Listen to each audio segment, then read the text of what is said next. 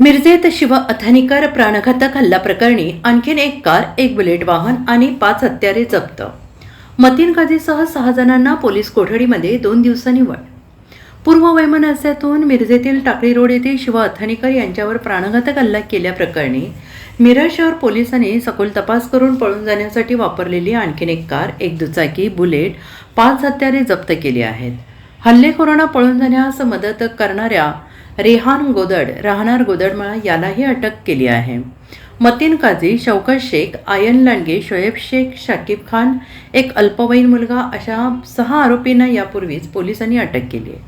संशयित आरोपी मतीन काझीसहित 5 जणांना न्यायालयाने पोलीस कोठडी दिली होती. पोलीस कोठडी संपल्यानंतर मतीन काझी, रेहान गोदड याच्यासह 6 जणांना न्यायालयात हजर केलं असता न्यायालयाने त्यांच्या पोलीस कोठडीत आणखीन 2 दिवसांची वाढ केली आहे.